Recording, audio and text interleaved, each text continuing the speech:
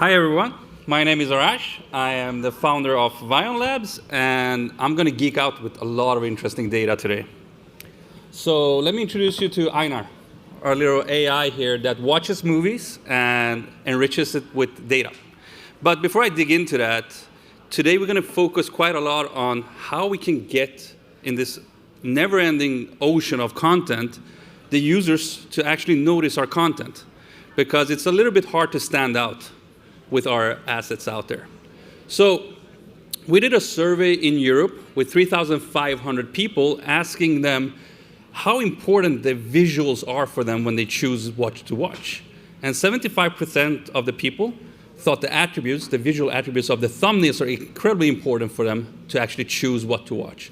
So how can AI actually help us reach that broader audience? How can we get our content out there? Well, we have to teach the AI to watch the movies. So we created a pipeline where we insert a movie, we extract a certain amount of features, everywhere from the color palettes, the environments, the most dominant moods, and we're going to geek out and look at all of that data today. And we extract that information as a time series, because something like stress levels is important, how it evolves over time. You don't want an average level of stress for a movie. And then we basically create a model garden. So in here we have everywhere from nudity detection, profanity detection, emotional prediction, a lot of information being generated by the AI that then later can be used to do metadata enrichment, which is basically the AI describing the content back to you, telling you that this is a movie about sports, it's about boxing, the mood of it is very intense.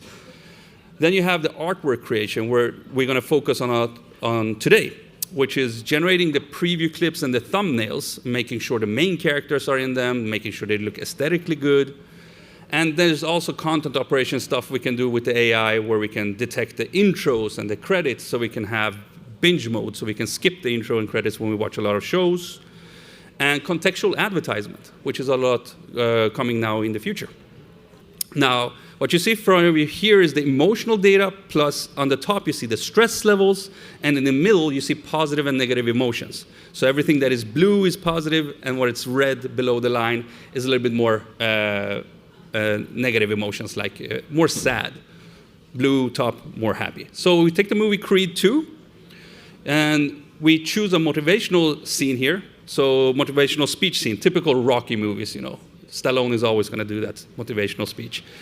The scene is here in the middle. You can see the tempo is quite low. Valence is going up below the red line. If we take the training montage, also in every single Rocky movie, you know, where they play the music and then they start training, that scene there, you can see the stress levels are escalating and building up, with the music going higher in tempo, and same things with the emotion. And then we take the more intense fighting scenes, we can see that that is coming where the stress levels are extremely high and emotions going up and down. So with this information, we can then take that and generate these clips. So these clips can then be used in the user experience. So we can approach each user on a personal level. I might like the more motivational speech scenes and more dramatic and dialogue scenes, and you might maybe like the more intense fighting scenes. So we can approach each user on their terms. And with this information, we can also, oh, sorry, I had to show this as well. So I just showed you the 3 scenes from Creed, and interesting enough, did the same exact filtering for the movie Ford versus Ferrari, and we can see that scenes are quite similar to each other. So you have that emotional drama scene, but you also have that training scene in the middle coming up, where they're training for the race, and then we have a suspenseful, intense racing scene in the end.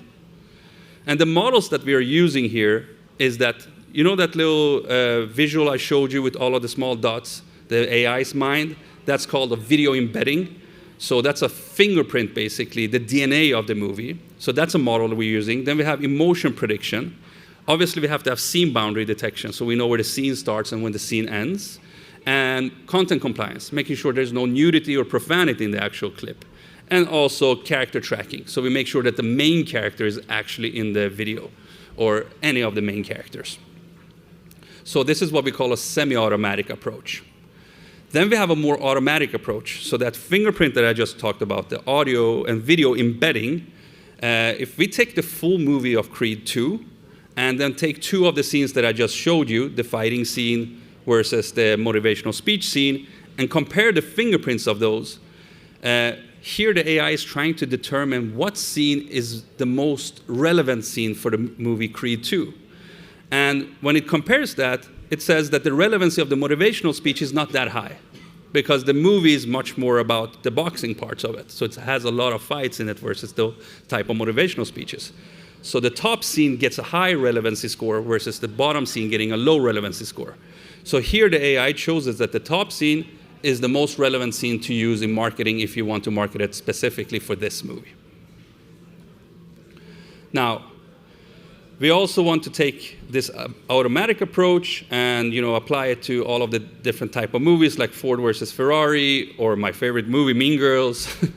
And we want to also add information to these clips. We want to know that Creed 2 is actually about boxing and sports.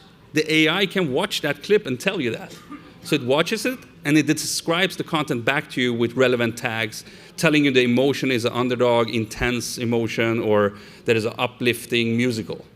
This can be used for personalization. So when you have this in the user experience, instead of waiting for somebody to finish a 2-hour movie, they can actually just, by browsing around, giving you information of my interest is specifically musicals and teen high school movies. So this type of information is incredibly important for the future, because then we can approach each user on their terms and also on their platforms, because this is not just used in the user experience. It is obviously also used in marketing, like TikTok and YouTube Shorts and so on. Now, we also want to generate the thumbnails. So the same method that we use to choose the most relevant scenes, we can detect what is the most relevant scene for a movie, but then use a set of different filters of making sure that the character's eyes are open, that the brightness in the scene is good enough, or making sure that the image is not blurry, and looking at different attributes to actually choose a perfect thumbnail that represents the movie fully automatically. And this can be done obviously for different types of content and also set with different types of moods. So we can get scenes that have more action in them, and we can get thumbnails that is maybe a little bit more character focused. Now, when we do that marketing and when we build our user experiences, what we can do then is that if you can look in the bottom there, these are the exact same movies. So user A on the left side, you can see have these more emotional type of thumbnails, while user B have much more action-focused thumbnails.